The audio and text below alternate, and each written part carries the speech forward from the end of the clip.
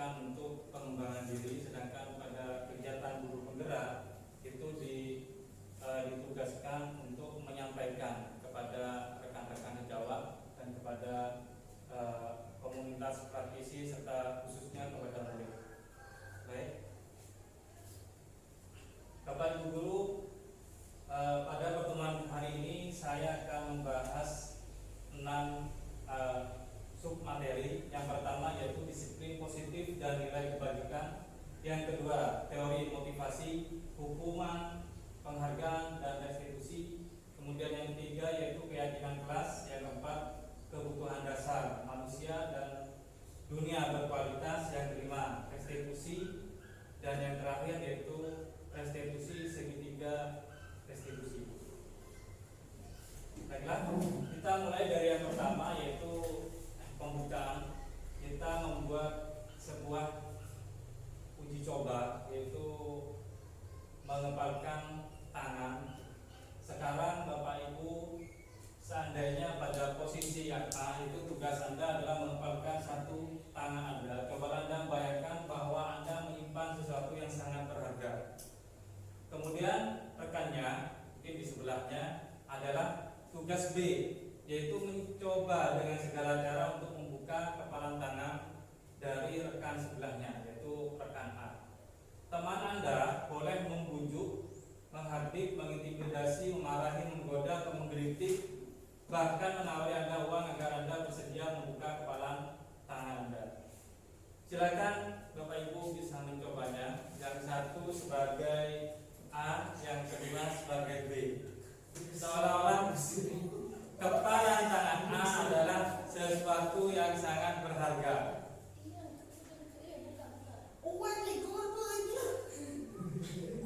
Baik Bu, silakan coba.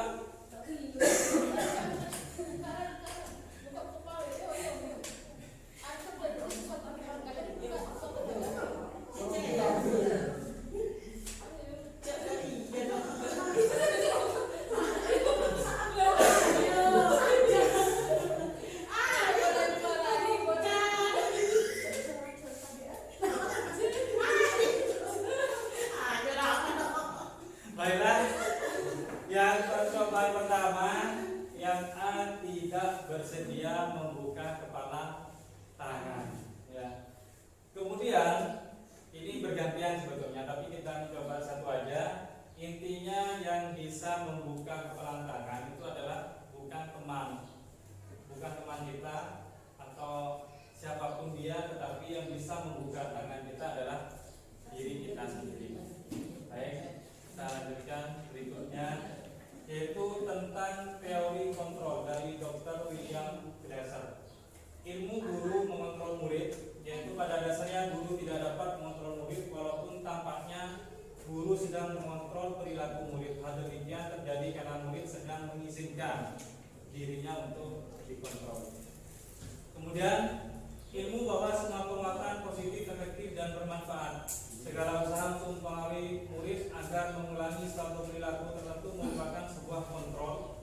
Dalam jangka waktu tertentu, kemungkinan murid tersebut akan menyadarinya dan mencoba untuk menolak bujukan atau malah menimbulkan ketergantungan pada gurunya. Baik, dilanjutkan.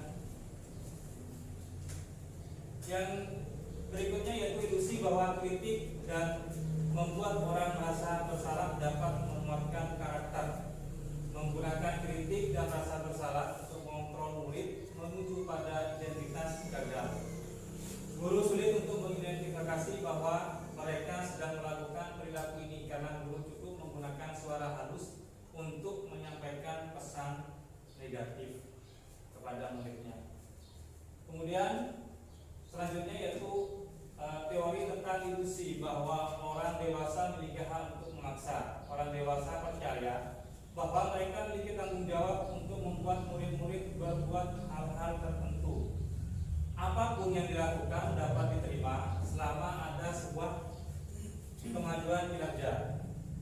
Jadi kita sebagai guru biasanya memerintahkan murid-murid kita untuk melakukan sesuatu perbuatan sesuai dengan keinginan kita, dengan catatan hal tersebut menurut kita baik dan meningkatkan kinerja. meskipun perilaku memaksa tidak efektif untuk jangka panjang dan sebuah hubungan permusuhan akan terbentuk. Jadi adalah sifat karakteristik pada setiap orang, bila disuruh secara terus-menerus pasti akan timbul rasa memberontak. Demikian. Selanjutnya, ini adalah perbedaan antara stimulus respon dan teori kontrol, yaitu tentang realitas kita sama, kemudian realitas kebutuhan kita berbeda. Semua orang melihat hal yang sama, setiap orang memiliki gambaran berbeda. Kita mencoba mengubah orang agar berpandangan sama dengan kita. Kita berusaha memahami pandangan orang lain tentang dunia. Kemudian perilaku buruk dilihat sebagai suatu kesalahan. Semua perilaku memiliki tujuan. Kemudian orang lain bisa mengontrol saya, seperti permainan yang tadi itu. Sebenarnya hanya Anda yang bisa mengontrol diri Anda. Kemudian saya bisa mengontrol orang lain, tetapi sebetulnya Anda tidak bisa mengontrol orang lain kecuali orang tersebut mau dirinya untuk dikontrol. Kemudian memaksakan ada pada saat rujukan gagal. Kemudian kolaborasi dan konsensus menciptakan pilihan-pilihan baru. Yang terakhir, model berpikir menang kalah. Pada teori kontrol, model berpikir menang-menang. Kemudian selanjutnya, makna kata disiplin. Jadi kalau kita sebagai guru, kata disiplin ini tidak asing sebetulnya, terkhusus pada murid-murid kita. Kita memaknai kata disiplin sebagai sebuah tata tertib, teratur, kepatuhan, dan yang terakhir sebagai sanksi adalah hukuman.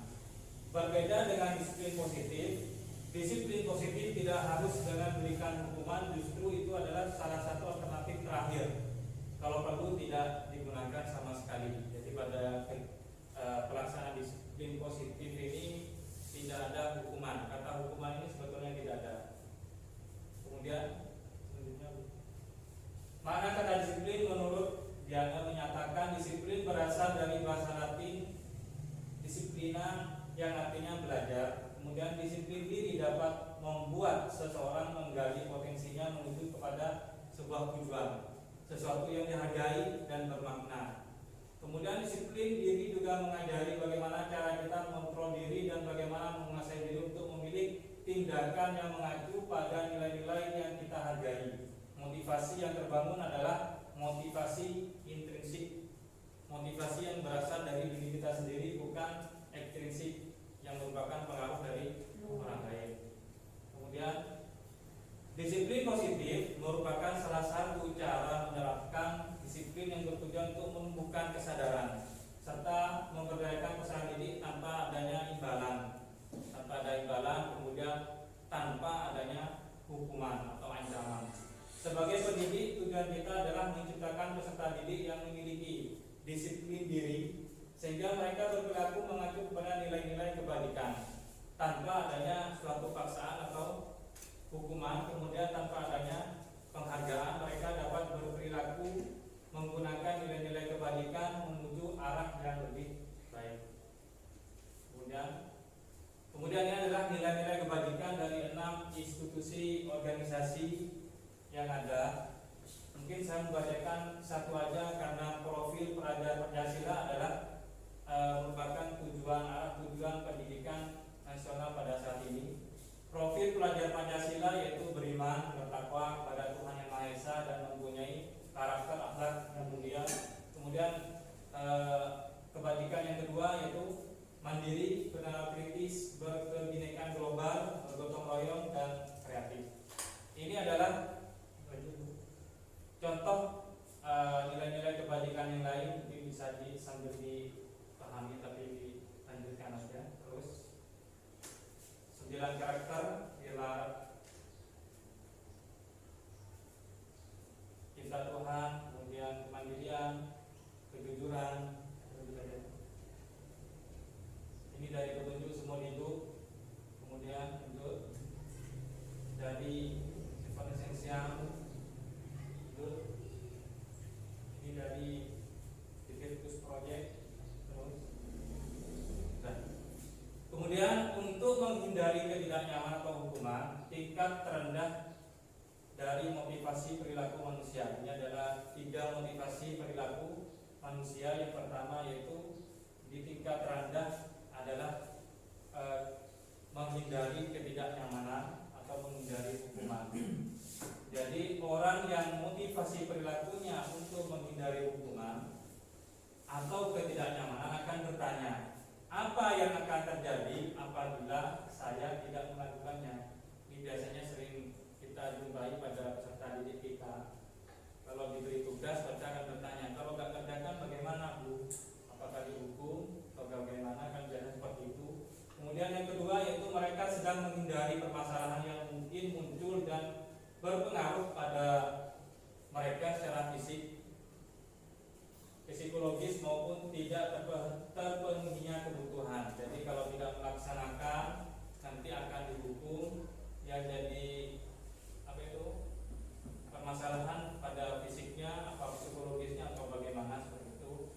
Kemudian motivasi ini bersifat eksternal, yaitu karena pengaruh dari orang lain, karena takut pada orang lain, karena takut terkena sanksi dari orang lain. Demikian. Yang kedua yaitu untuk mendapatkan imbalan atau penghargaan dari orang lain.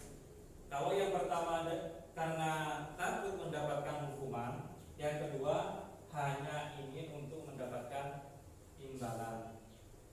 Ini adalah satu tingkat di atas motivasi yang pertama. Di sini orang berperilaku untuk mendapatkan imbalan atau penghargaan dari orang lain. Orang dengan motivasi ini akan bertanya, apa yang saya dapatkan apabila saya melakukannya. Kemudian melakukan sebuah tindakan untuk mendapatkan pujian dan hadiah dari orang lain. Motivasi ini juga bersifat eksternal karena pengaruh dari luar. Kemudian berikutnya, ini yang nomor 3 atau yang tertinggi, untuk menjadi orang mereka inginkan. Jadi motivasinya untuk menjadi orang yang mereka inginkan sendiri dan menghargai diri sendiri dengan nilai-nilai yang mereka percaya. Orang dengan motivasi ini akan bertanya, akan menjadi orang yang seperti apa apabila saya melakukan hal tersebut, misalnya seperti itu.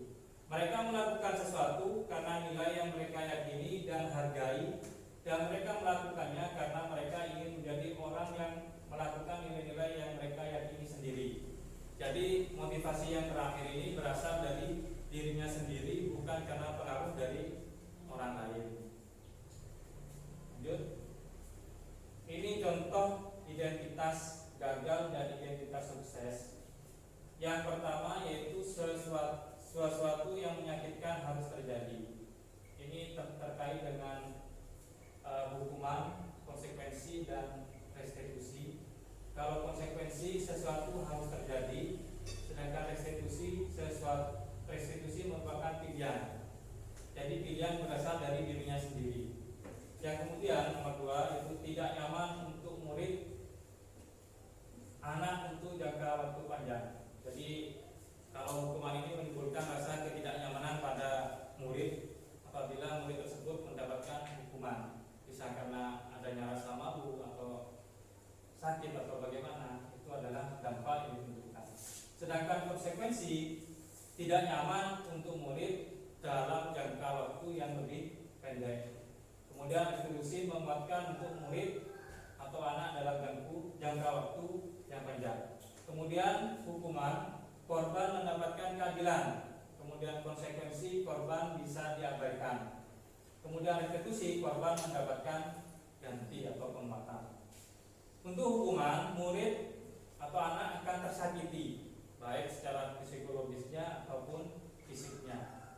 Kemudian yang kedua, konsekuensi, murid atau anak dibuat tidak nyaman. Misalnya ada seorang anak yang terlambat datang ke sekolah, setelah peringatan hari pertama, kemudian terlambat lagi, hari kedua terlambat, baru ketiga akan mendapatkan konsekuensi dari keterlambatan tersebut. Biasanya anak tersebut akhirnya akan mendapatkan sanksi. Kemudian restitusi tujuannya adalah untuk masalah terpecahkan. Kemudian sistem Kemudian konsekuensi memerlukan monitoring dan supervisi terus-menerus dari guru. Murid belajar bertanggung jawab untuk perilakunya. Kemudian kesimpulannya, hukuman ini sifatnya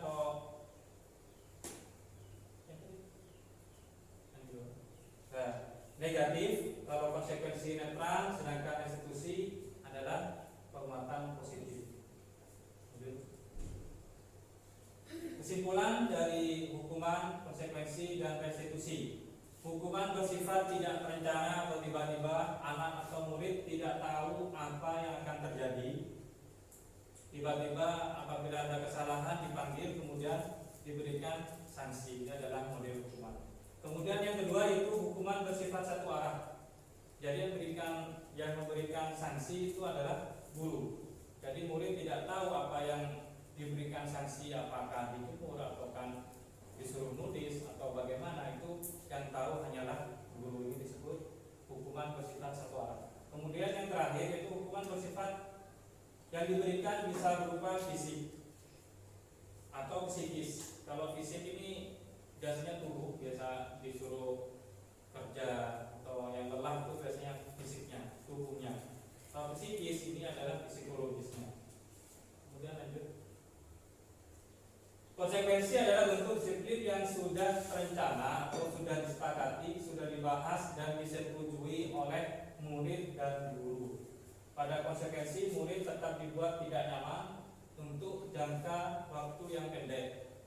Kemudian konsekuensi biasanya diberikan berdasarkan suatu data yang punya dapat diukur. Misalnya apabila terlambat sekolah 3 kali, hukumannya apa? Apabila tidak mengerjakan PR 3 kali, sanksinya apa? Seperti itu. Itu adalah konsekuensi. Peraturan dan konsekuensi yang mengikuti ini sudah diketahui sebelumnya oleh murid.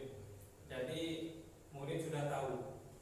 Tapi apabila melanggar, jadi hukumannya sudah tahu. Seperti itu. Sikap guru di sini senantiasa memonitor murid. Jadi memperhatikan pesan pertama, kemudian kedua, masalah apa lagi yang terjadi pada murid tersebut. Jadi fokus pada murid-murid tersebut. Kemudian dalam pengenalan disiplin positif ini ada istilah baru, yaitu restitusi. Restitusi adalah proses menciptakan kondisi bagi murid untuk memperbaiki kesalahan mereka sehingga mereka bisa kembali pada kelompok mereka dengan karakter yang lebih kuat. Kemudian restitusi merupakan proses kolaboratif yang mengajarkan murid untuk mencari solusi untuk masalah mereka dan bantu murid berpikir tentang orang seperti apa yang mereka inginkan. Demikian dari ketiga teori motivasi, hukuman, dan restitusi, konsekuensi. Kemudian pada berikutnya itu pengaruh jangka pendek dan jangka panjang.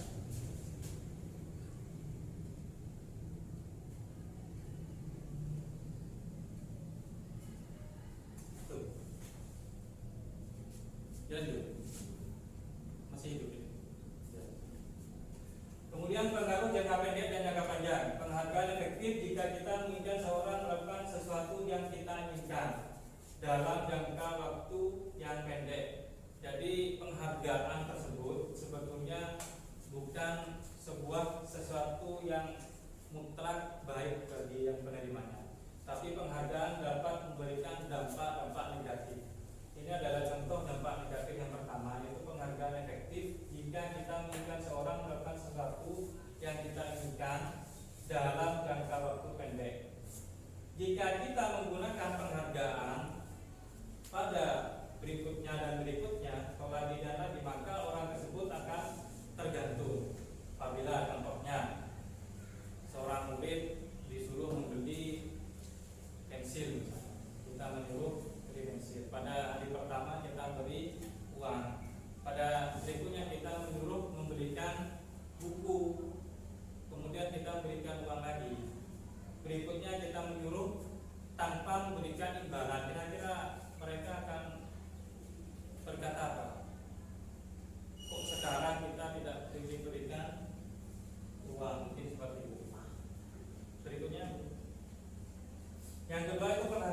fiktif, suatu penghargaan adalah suatu benda atau peristiwa yang diinginkan yang dibuat dengan persyaratan. Hanya jika Anda melakukan hal ini maka Anda mendapatkan penghargaan yang diinginkan. Jika saya mengharapkan suatu penghargaan dan tidak mendapatkannya, maka saya akan kecewa dan berpikir hati. Contohnya, kita biasanya pada anak-anak kita kalau belajar apa yang bidang kita. Nanti kalau peringkat 1 saya berikan mainan. Nanti kalau peringkat 1 ibu memberikan hadiah jalan-jalan. Apabila anak tersebut betul-betul mendapatkan peringkat di kelasnya, kemudian kita memberikan hadiah tersebut, pasti akan menimbulkan rasa kecewa pada anak tersebut. Demikian pada penghargaan tidak efektif. Selanjutnya yaitu penghargaan dapat merusak hubungan. Ketika seorang diberi penghargaan atau dipuji di depan banyak orang, maka yang lain akan merasa iri dan sebagian dari mereka akan tidak menyukai orang yang diberikan penghargaan tersebut. Ini sebuah contoh, misalnya pada kelas kita ada satu anak yang pandai, kemudian nurut misalnya, kemudian dia menjadi bintang kelas. Biasanya yang diberikan oleh gurunya apa? Pasti sering dipuji. Coba lihat si A, setiap mengerjakan tugas selalu dapat nilai 100 misalnya. Kemudian bagaimana dengan anak-anak yang lain? Dan dalam satu kelas tentunya tidak hanya satu anak saja yang mempunyai nilai 100. Pasti yang lain yang mendapatkan nilai yang sama tapi tidak mendapatkan pujian pasti akan iri, terjadi iri hati. Kemudian bisa jadi mereka tidak mau berteman dengan anak tersebut. Nah, itu disebut penghargaan dapat merusak hubungan. Selanjutnya adalah penghargaan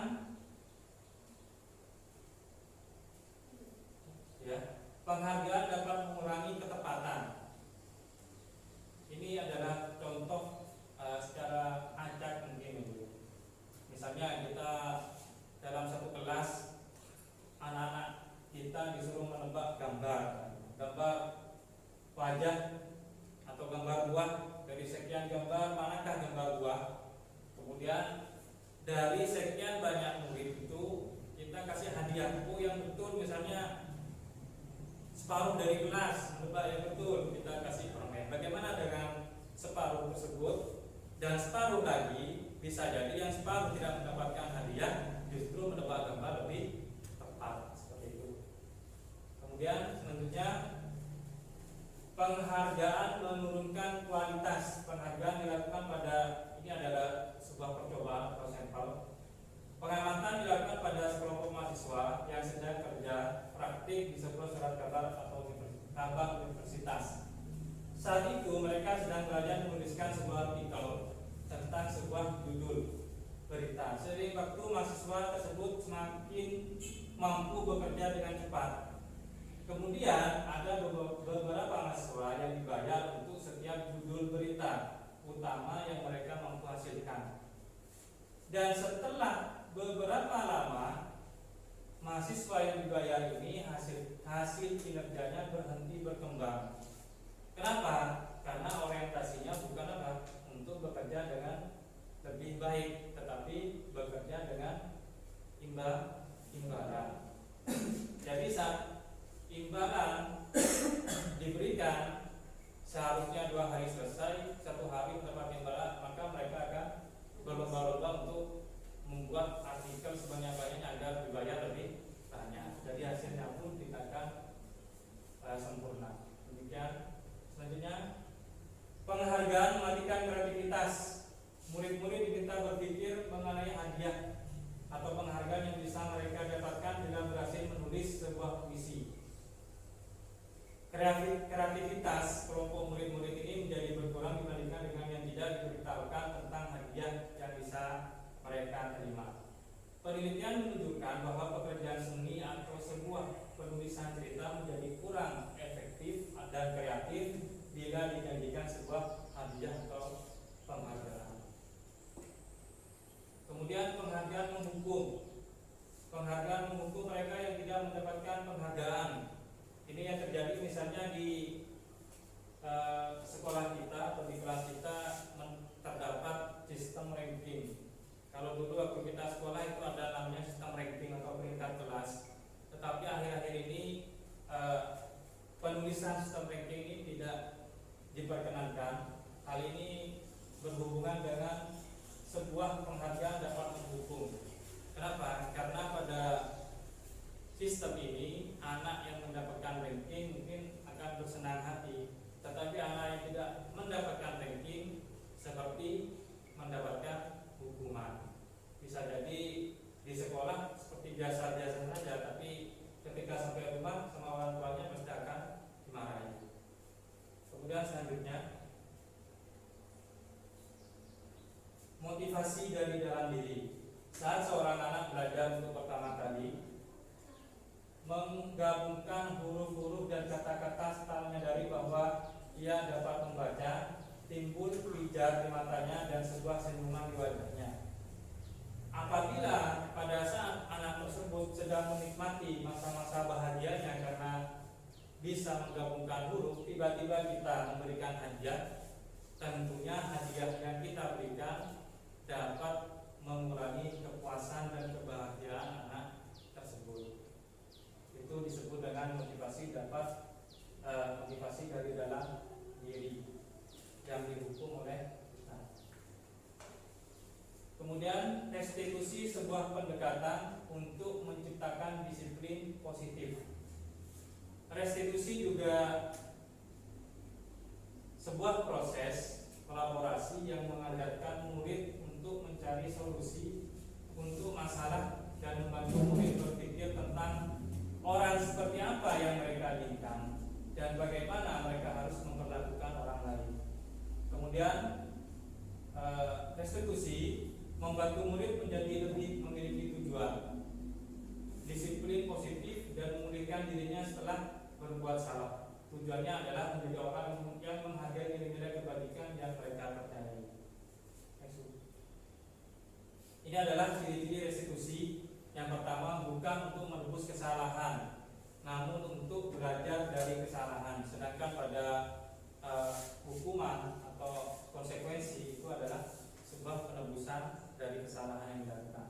Yang kedua, memperbaiki hubungan. Yang ketiga, tawaran bukan paksaan. Kemudian yang keempat, restitusi menuntun untuk melihat ke dalam diri. Yang kelima, restitusi mencari kebutuhan dasar yang mendasari tindakan. Restitusi diri adalah cara yang paling baik. Kemudian yang ketujuh, restitusi fokus pada karakter bukan tindakan. 8. Restitusi fokus pada solusi. Restitusi mengembalikan murid yang berbuat salah pada kelompoknya. Lanjut. Nah, ini adalah sesi pertanyaan. Kemudian cara apa yang paling sering Bapak Ibu lakukan untuk menyelesaikan permasalahan murid di dalam kelas? Tadi ada hukuman, konsekuensi, dan restitusi. Sekarang Ibu bisa menuliskan pada kertas pocket kira-kira apa yang sering Ibu lakukan di kelas Ibu sebelum kita mengadakan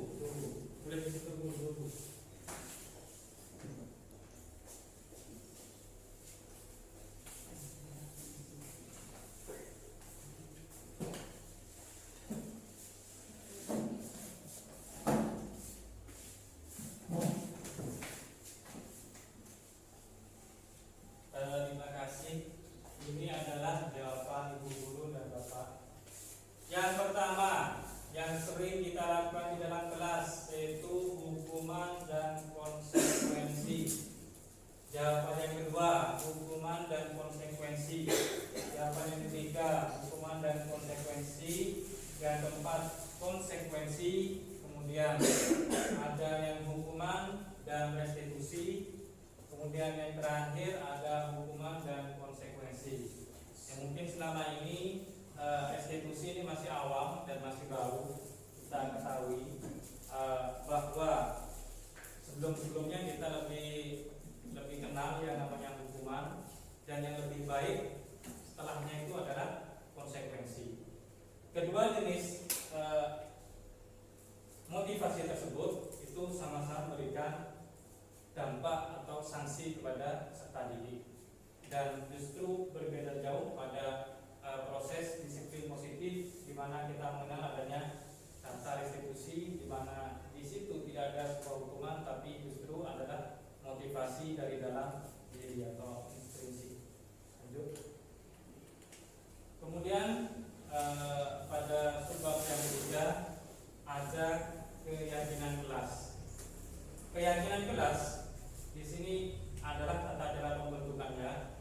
Nanti pada tahun ajaran baru mungkin kita dapat perhatikan sebelum memasuki tahun ajaran baru pelajaran, kita perlu membuat sebuah keyakinan kelas di mana peserta didik dan pendidiknya atau guru dan murid menyepakati untuk melaksanakan keyakinan kelas tersebut. Yang pertama, keyakinan kelas bersifat lebih abstrak daripada peraturan yang lebih rinci dan konkret. Jadi peraturan keyakinan kelas ini lebih bersifat umum. Kemudian yang kedua, keyakinan kelas berupa pernyataan-pernyataan universal seperti yang tadi itu, seperti kata disiplin, menghormati, menghargai, kemudian tolong menolong, itu adalah bentuk dari pernyataan-pernyataan universal. Kemudian selanjutnya yaitu keyakinan kelas hendaknya tidak terlalu banyak. Yang penting peserta didik atau murid kita dapat mudah mengingat kelas tersebut. Kemudian keyakinan kelas sebaiknya sesuatu yang dapat diterapkan di lingkungan tersebut. Jadi menyesuaikan, misalnya murid kelas 1 keyakinan kelasnya sesuai dengan murid kelas 1. Kalau kelas 6 mungkin berbeda dengan keyakinan kelas yang dibuat di kelas 1. Kemudian semua warga kelas hendaknya ikut berkontribusi dalam pembuatan keyakinan kelas lewat kegiatan curah pendapat. Jadi berdiskusi terlebih dahulu, baik guru atau murid, kemudian ide-ide yang muncul tersebut kita tampung dan kita jadikan sebuah keyakinan. Yang terakhir, bersedia meninjau kembali keyakinan kelas dari waktu ke waktu. Jadi sifatnya keyakinan kelas ini adalah fleksibel. Jadi sewaktu-waktu apabila kurang tepat bisa kita merevisinya. Kemudian prosedur pembentukan ini adalah cara atau prosesnya. Yang pertama itu mempersilakan warga sekolah atau murid untuk bercurah. Jadi kita membuat sebuah sesi diskusi di mana peserta didik mengajukan ide-ide kreatifnya atau kalimat-kalimat yang dibutuhkan untuk membuatkan keyakinan kelas. Kemudian mencatat ide tersebut, dicatat. Kemudian selanjutnya susunlah keyakinan kelas yang sudah didiskusikan tersebut, disusun. Pembentukan keyakinan kelas. Kemudian gantilah kalimat-kalimat dalam bentuk positif. Kalau ada kalimat jangan berlari, berarti kalimat positifnya adalah berjalan. Tidak boleh. Jadi kalimat positifnya apa itu? Yang penting bukan kalimat negatif. Lanjut.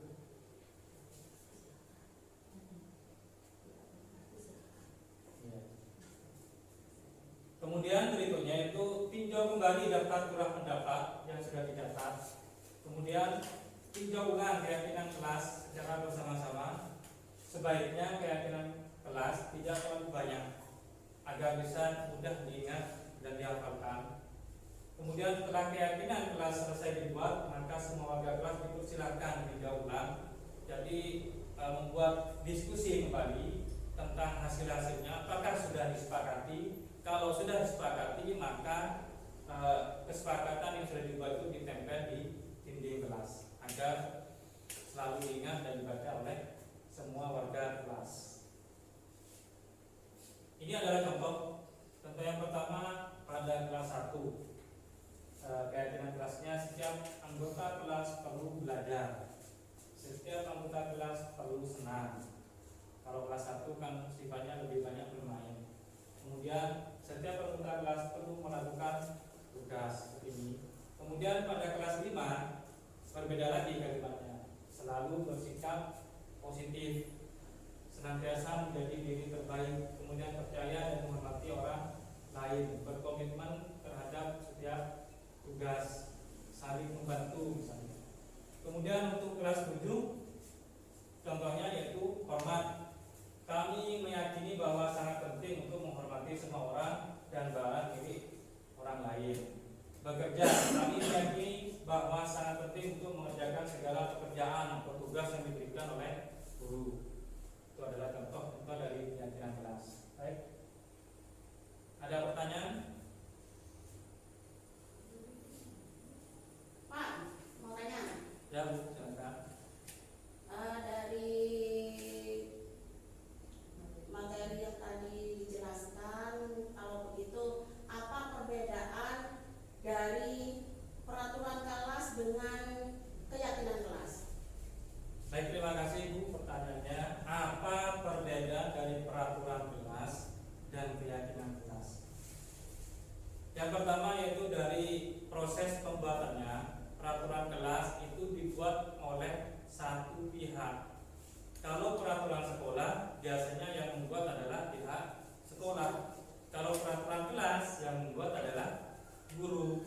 Itu adalah yang membuatnya. Sedangkan pada keyakinan kelas kita menganjurkan untuk melaksanakan diskusi. Jadi masukan-masukan dari peserta didik kemudian kita kembangkan, bukan kemudian didiskusikan, maksudnya didiskusikan dengan peserta didik. Setelah disepakati, guru dan murid sama-sama melaksanakan keyakinan tersebut. Demikian. Baik, tidak ada pertanyaan lain? Saya bertanya adalah contoh pertanyaannya. Tuliskan contoh peraturan kelas satu aja, kemudian tuliskan contoh keyakinan kelas. Ini bedanya seperti apa? Jadi membuat contoh peraturan kelas satu kalimat atau satu kata, kemudian keyakinan kelasnya seperti apa?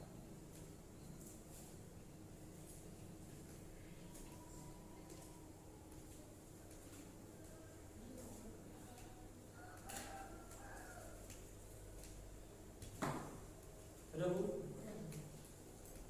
Ya. Kalau sudah bisa ditempelkan di papan.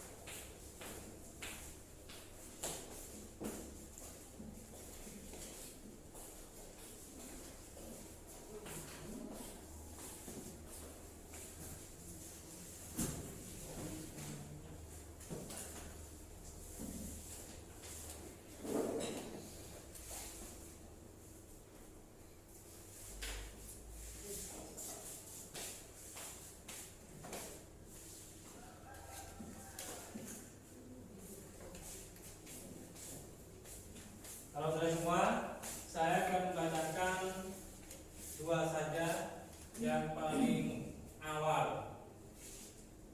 Dilarang membuang sampah sembarangan.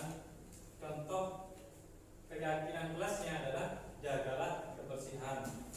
Ini sudah bagus. Kemudian yang kedua, berdoa sebelum dan sesudah pelajaran. Ini contoh keyakinan kelasnya adalah disiplin. Kemudian satu lagi mungkin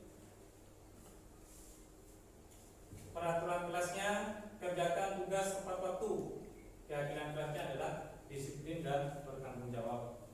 Ini sudah tepat. Jadi itu adalah contoh beda dari peraturan kelas dan keyakinan kelas. Baik, Bu. Kita lanjut berikutnya, yaitu kebutuhan dasar manusia dan dunia berkualitas. Jadi kebutuhan dasar manusia itu ada 5. Yang pertama adalah kebutuhan untuk bertahan hidup. Kemudian yang kedua yaitu kasih sayang, yang ketiga itu kebebasan, yang keempat kesenangan, dan yang terakhir adalah kepuasan. Yang pertama, kebutuhan bertahan hidup. Contohnya yaitu kesehatan, rumah, makanan, pakaian. Itu adalah bagian-bagian untuk kita bertahan hidup. Itu adalah yang terpenting. Kemudian berikutnya, ya bukan Bu. Kebutuhan untuk disayangi. Jadi kita juga butuh mendapatkan kasih sayang dari siapa? Dari teman, dari keluarga, pasangan hidup, kemudian teman kerja, binatang peliharaan, anak, ibu, kemudian kelompok di mana kita bergabung. Kemudian yang ketiga yaitu penguasaan.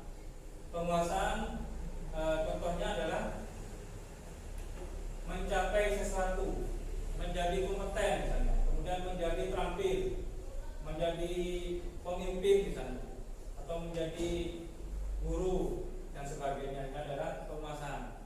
Dari contohnya sebagai guru kita akan dapat menguasai murid misalnya seperti itu. Lanjut. Kemudian kebebasan. Kebebasan antara lain adalah dapat mengendalikan arah hidup seseorang. Seperti itu. Jadi anak-anak dengan kebutuhan kebebasan tinggi menginginkan pilihan. Mereka perlu banyak bergerak, kemudian suka mencoba-coba, tidak terlalu terpengaruh orang lain, dan senang mencoba hal baru dan menarik. Jadi pada kelas kita mungkin karakter-karakter setiap anak itu sebetulnya berbeda-beda. Ada yang pendiam, ada yang aktif, ada yang sering mencoba-coba, atau keunikan-keunikan tertentu itu adalah karakter-karakter peserta didik kita. Jadi kita perlu mengapresiasi setiap karakter tersebut. Kemudian kesenangan.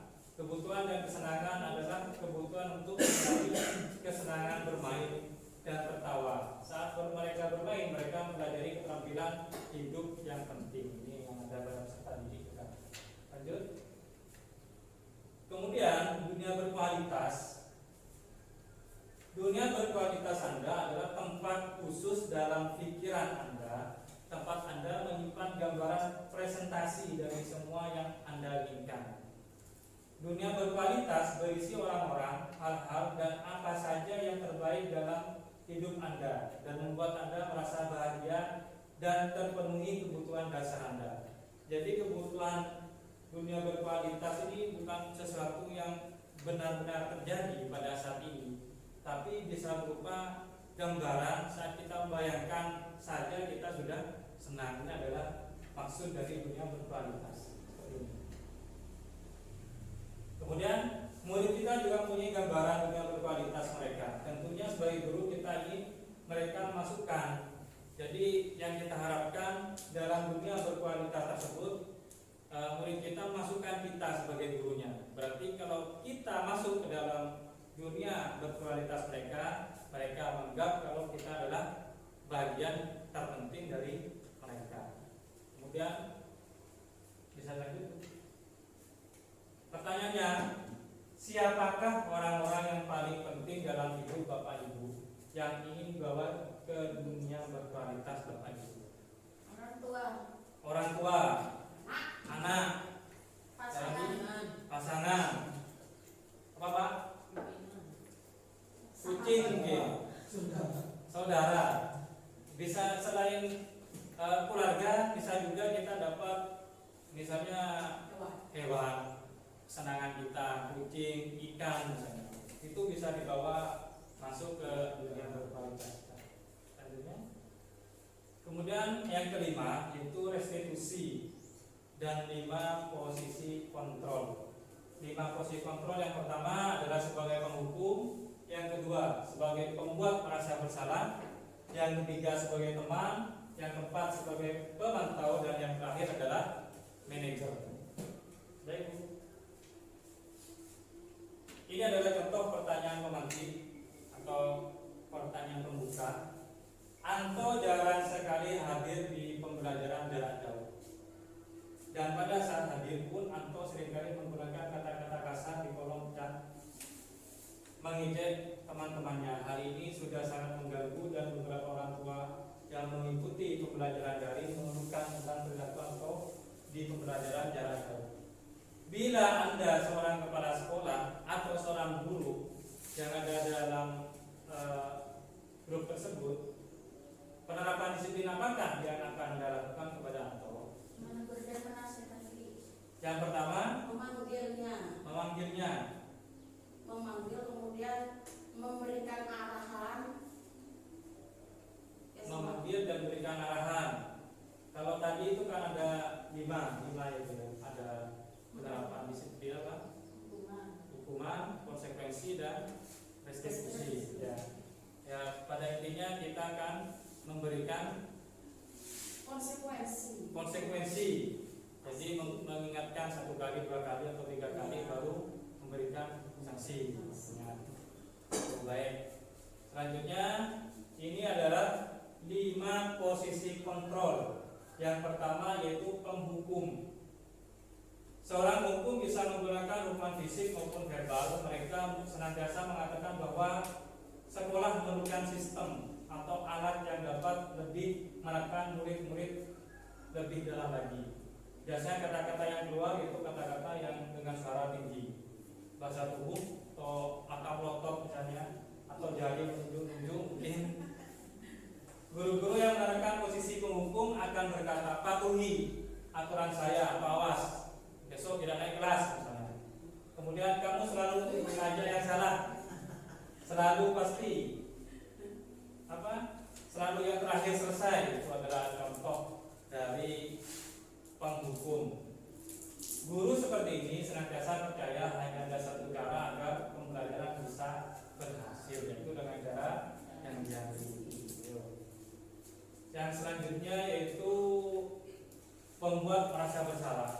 Pada posisi ini biasanya guru akan bersuara lebih lembut. Membuat rasa bersalah akan menggunakan keheningan yang membuat orang lain merasa tidak nyaman, bersalah, atau rendah diri. Di posisi ini murid akan memiliki penilaian diri yang buruk karena menganggap dia selalu yang berbuat salah dan menyakiti guru tersebut. Seperti ini. Apabila terus-menerus, ini akan menyebabkan permasalahan psikologis pada anak tersebut. Contohnya, biasanya yang posisi kontrol seperti ini nada suara memelas, halus, sedih misalnya. Berbeda dengan penghukum tadi. Kemudian kata-kata yang keluar dengan lembut akan seperti ibu sangat kecewa sekali dengan kamu misalnya. Kemudian berapa kali bapak harus memberitahu kamu ya. Ini ada contoh-contoh dari kalimat-kalimat yang keluar dari pembuat merasa bersalah. Kemudian yaitu teman. Guru pada posisi ini tidak akan menyakiti murid karena menganggap murid adalah temannya. Hal negatif dari posisi teman adalah bila suatu saat guru tersebut tidak membantu, maka murid akan kecewa. Misalnya yang keluar dari perkataan murid adalah, Bapak katanya kita berteman, kenapa Bapak tidak membantu saya? Ini. Kalau itu seringkali dilakukan, itu akan menyebabkan permasalahan tersendiri. Anak tersebut akan ketergantungan kepada guru tersebut karena menganggap gurunya adalah temannya. Kemudian nada yang keluar biasanya ramah, akrab, bercanda, kemudian bahasa tubuhnya merapat pada murid dengan senyum misalnya. Kemudian kata-kata yang keluar, ayo bantulah bagi bapak ya, ayo ingat tidak bantuan bapak selama ini. Kemudian ya sudah kali ini tidak apa-apa, nanti ibu bantu bereskan. Jadi anak-anak akan merasa kalau terjadi permasalahan akan merasa biasa, tidak ada yang perlu ditakutkan seperti itu. Kemudian selanjutnya itu pantau. Pantau berarti mengawasi. Pada saat kita mengawasi, kita bertanggung jawab atas perilaku orang-orang yang kita awasi. Seorang pemantau sangat mengandalkan perhitungan. Jadi mereka perlu membuat catatan bahwa si A sudah terlambat 5 kali, si B mengerjakan tugas berapa kali, itu dapat menjadikan sebuah konsekuensi pada anak tersebut. Kemudian ada yang suara yang keluar, adanya datar, bahasa tubuhnya formal. Jadi tidak bergurau, tidak marah, tidak sedih, tapi datar. Peraturannya apa? Apa yang melanggar? Peraturan yang kemarin sepakati apa dan konsekuensinya apa, seperti ini. Itu adalah contoh dari pemantau. Manajer. Posisi terakhir adalah manajer. Adalah posisi di mana guru berbuat sesuatu bersama dengan murid. Mempersilahkan murid mempertanggungjawabkan perilakunya, mendukung murid agar dapat menemukan solusi atas permasalahannya sendiri. Seorang manajer telah memiliki keterampilan di posisi teman maupun pemantau, dan dengan demikian bisa jadi di waktu-waktu tertentu kembali kepada kedua posisi tersebut bila diperlukan. Kemudian seorang manajer biasanya berkata, apa yang kita yakini sebelumnya kita kembalikan ke keyakinan kelas tersebut ya. Apakah kamu meyakininya? Jika kamu meyakininya, apakah kamu bersedia memperbaikinya? Ini adalah contoh-contoh kalimat-kalimat yang keluar dari seorang manajer. Jadi dari kelima posisi kontrol yang tadi disebutkan, kira-kira yang paling tepat digunakan itu yang mana, Bapak Ibu? Yang paling tepat digunakan untuk menyelesaikan setiap masalah yang ada pada peserta didik kita yang mana?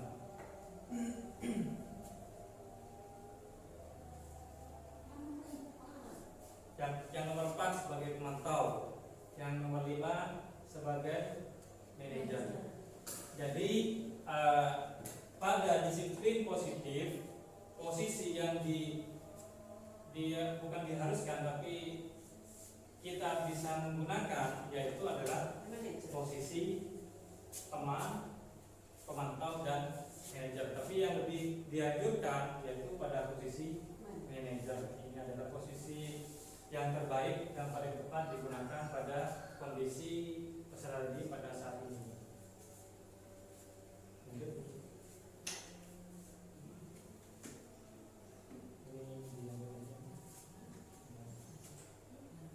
Ini adalah contoh pertanyaan.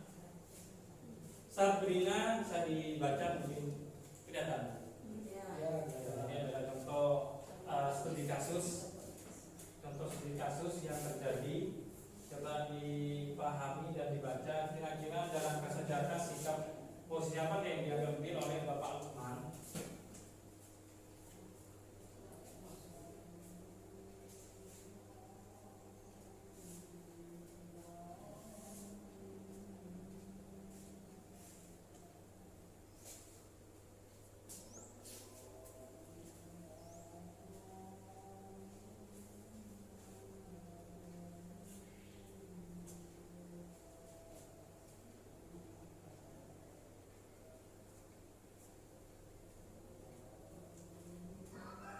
Jadi intinya Sabrina ini datang terlambat dan menggunakan sepatu berwarna coklat. Setelah masuk ke sekolah, Sabrina bertemu dengan Pak Lukman sebagai gurunya, kemudian memberikan apa?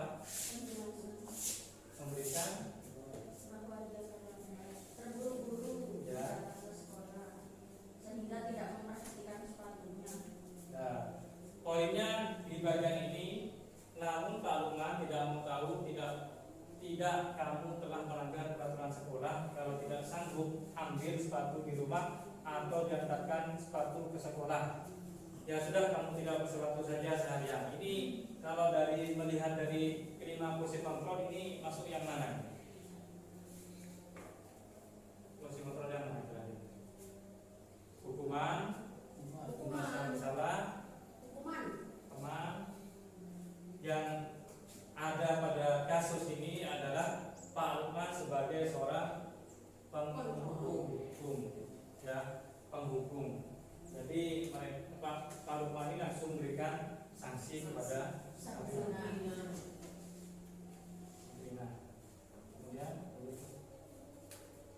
ini adalah yang terakhir nih. Nanti yang terakhir yaitu segitiga restitusi. Pengertian segitiga restitusi adalah merancang sebuah tahapan untuk memudahkan para guru atau orang tua untuk melakukan proses untuk menyiapkan anaknya untuk melakukan restitusi bernama segitiga restitusi. Ketiga strategi tersebut direpresentasikan dalam 3 sisi segitiga restitusi. Langkah-langkah tersebut tidak harus dilakukan satu persatu secara kaku. Banyak guru yang sudah menggunakannya dalam berbagai versi menurut gaya mereka masing-masing, bahkan tanpa mengetahui tentang teori restitusi. Jadi sebetulnya kita mungkin sering melakukan, tapi kita tidak paham betul restitusi kalau namanya itu restitusi seperti ini. Bagian-bagiannya yaitu yang pertama itu menstabilkan identitas, kemudian yang kedua yaitu validasi tindakan yang salah, yang ketiga yaitu menanyakan keyakinan. Pada bagian yang pertama, menstabilkan identitas, kita semua akan melakukan hal yang terbaik yang bisa kita lakukan.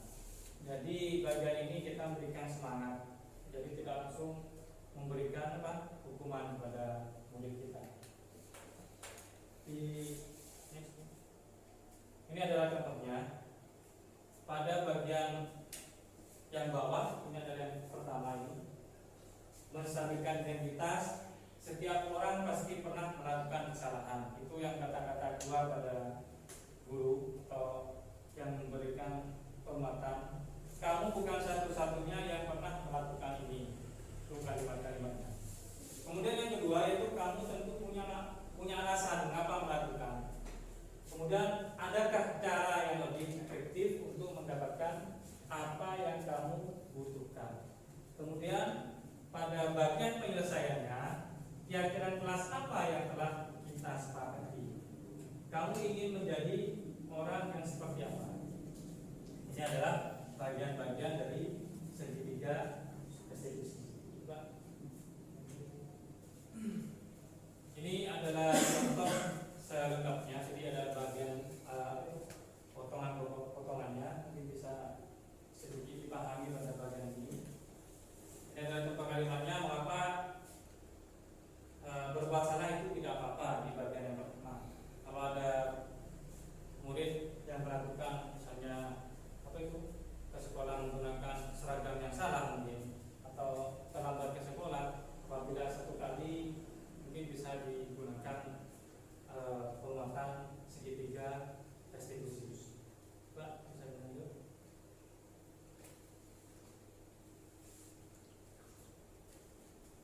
Kemudian yang kedua yaitu contoh segitiga restitusi. Yang kedua yaitu validasi tindakan yang salah.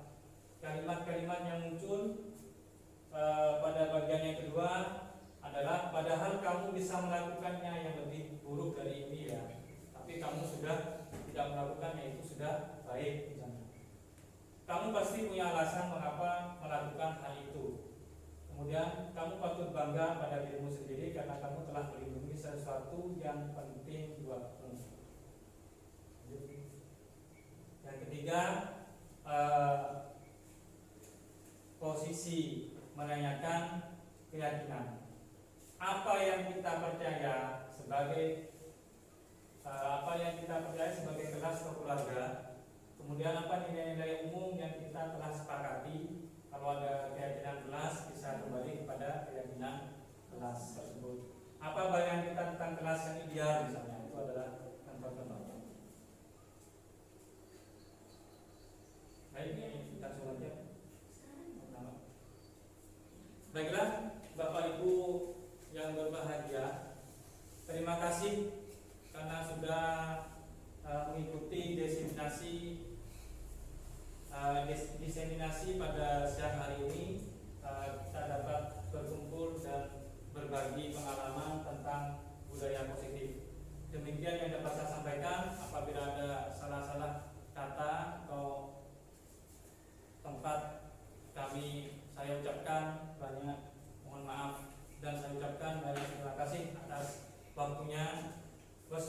Assalamualaikum warahmatullahi wabarakatuh. Waalaikumsalam warahmatullahi wabarakatuh.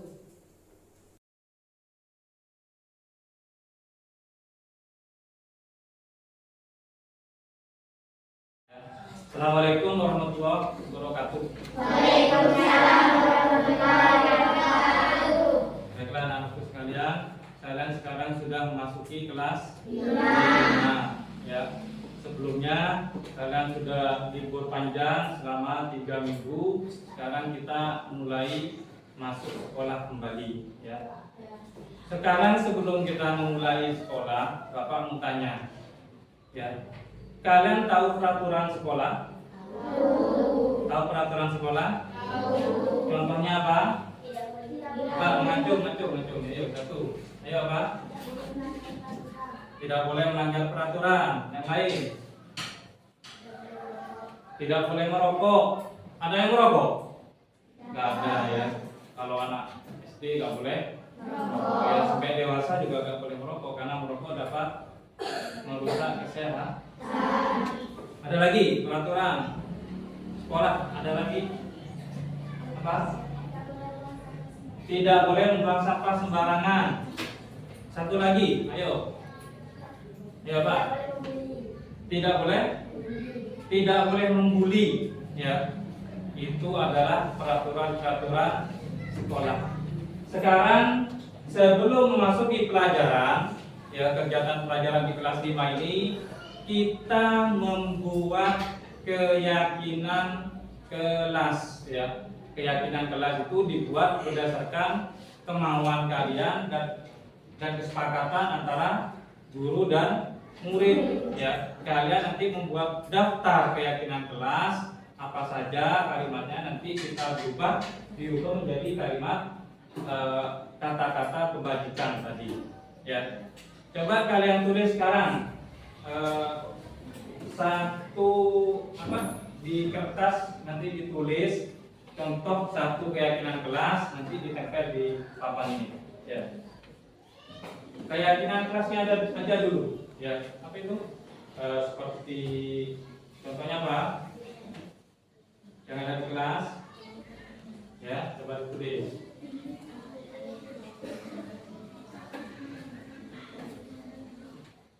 Tulis tadi yang kalian tahu apa tadi yang dijawab temannya apa itu? Ayo, gak apa-apa, nanti kita dibahas lagi.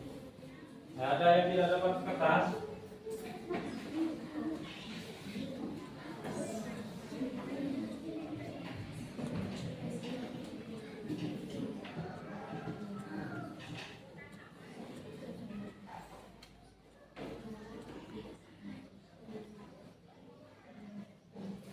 Sudah? Yang sudah bisa langsung ditempel di papan sini. Yang sudah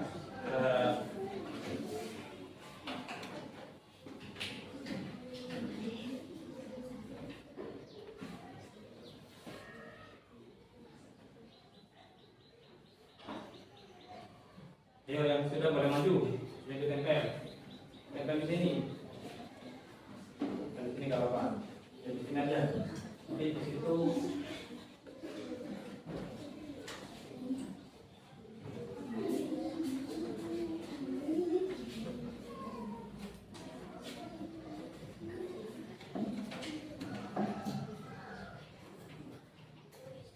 tidak boleh apa, harusnya apa, itu adalah sebuah jaminan.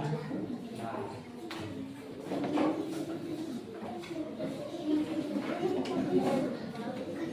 ayo kalau sudah silakan ditempel. Di bawah nggak apa-apa.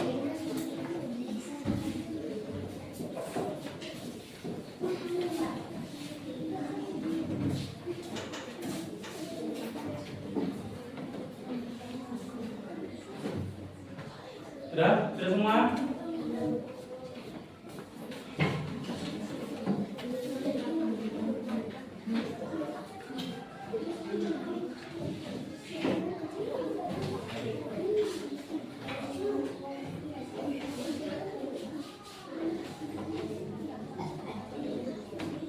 Oke, sudah semua ya? Baik, Bapak akan membacakan dari beberapa yang ditulis sama teman-teman kalian. Yang pertama, dilarang makan saat jam masuk, ya. Jadi dilarang makan di dalam kelas, ya. Yang kedua, keyakinan kelas tidak boleh membuli, ya. Siapa yang sering membuli? Ada? Gak ada? Kalau gitu. Yang ketiga, tidak boleh merokok. Nah itu nggak boleh ya, karena dapat merusak kesehatan. Dan kemudian tidak boleh membuang sampah sembarangan, tidak boleh membuli, tidak boleh membuang sampah sembarangan, tidak boleh merokok lagi. Kemudian dilarang telat, ya, tidak boleh membuang sampah, tidak boleh bertengkar. Kemudian lagi apa? Tidak boleh bertengkar, tidak boleh membuang sampah sembarangan. Kemudian dilarang berkelahi, dilarang membuang sampah lagi, tidak boleh membuli, tidak boleh membuang sampah. Ya. Di sini yang banyak menjawab tentang apa? Satu apa? Tidak boleh membuang sampah. Ya, tidak boleh membuang sampah. Yang kedua, tidak boleh membuli, ya. Ingat ya, satu tidak boleh membuang sampah, yang kedua tidak boleh membuli. Tiga apa lagi? Tidak boleh merokok, tidak boleh merokok. Kemudian yang ketiga tidak boleh datang terlambat. Kemudian yang terus ada lagi tadi itu nggak harus mengerjakan tugas. Ada berapa tadi? Tidak boleh membuang sampah, tidak boleh membuli, tidak boleh merokok, tidak boleh terlambat, tidak boleh makan di dalam. Ya. Kalau yang pertama itu, ini ada kertas lagi, nanti ditulis lagi di sini jawabannya ya. Ini kertas lagi, dibagikan dulu.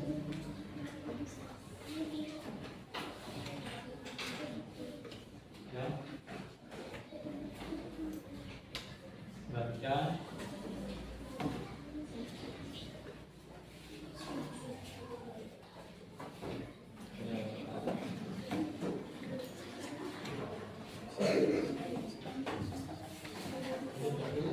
Sudah dikasih keterangannya. Sudah dibagikan.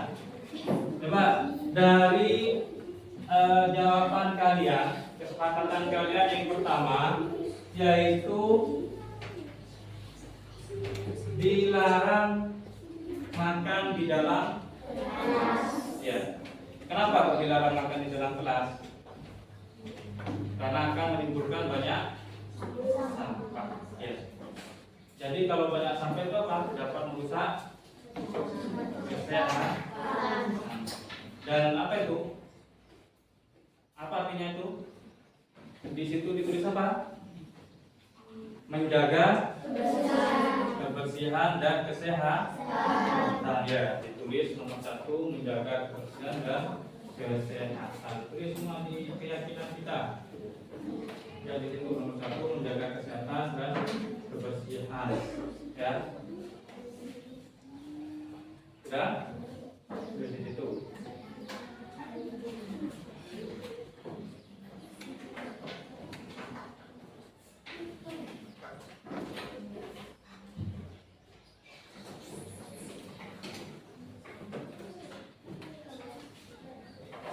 Kemudian yang kedua, dilarang datang terlambat. Tidak boleh datang terlambat. Berarti apa artinya? Disiplin. Nomor 2 yaitu disiplin. Ya. Kemudian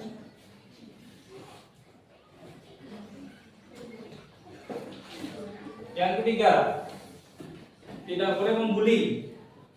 Tidak boleh bertengkar, sama ya. Tidak boleh apa lagi?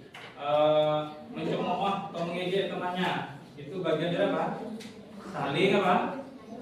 Menghargai dan menghormati. Ya, kita sepakat ya. Tidak boleh apa? Saling menghargai dan menghormati.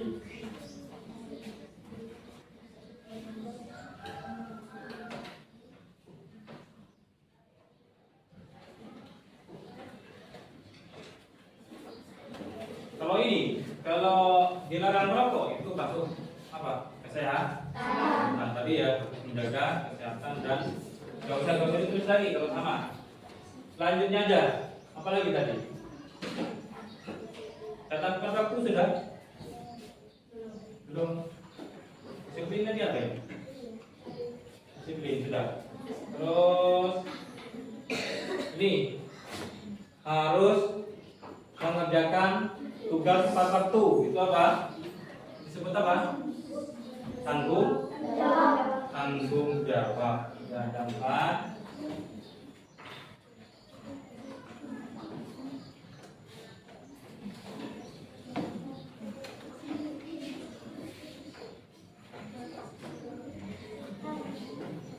Baiklah ya, itu adalah kesepakatan atau apa? Bukan kesepakatan, tapi keyakinan. Dari kesepakatan ini kita kembangkan, kita buat sebuah keyakinan. Tadi itu yang pertama apa?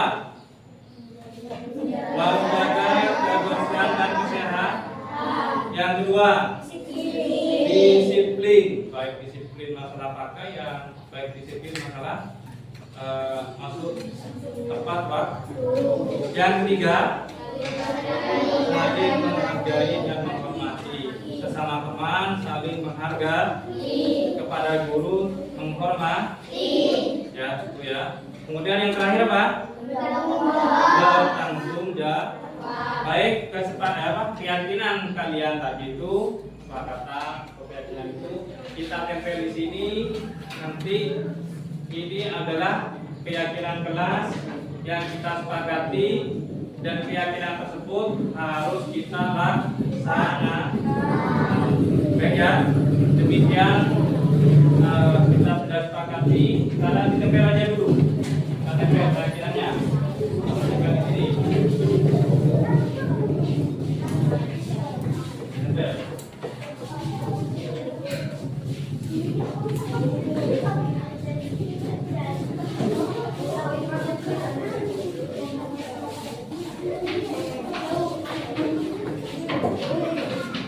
Kalau sudah, ini adalah keyakinan kelas yang kita sepakati bersama, nanti dapat menjadi pengingat buat kita untuk selalu berbuat kebaikan sesuai dengan keyakinan kelas ini. Kalau sudah, kita akhiri, kalian boleh istirahat ya. Baik, sudah. Sekarang boleh istirahat dulu. Saya akan melakukan keyakinan kelas dengan baik. Nama saya Alif. Saya akan melaksanakan keyakinan kelas 5 dengan sebaik-baik mungkin. Mantap. Nama saya Zara. Saya akan melaksanakan keyakinan kelas 5. Mantap.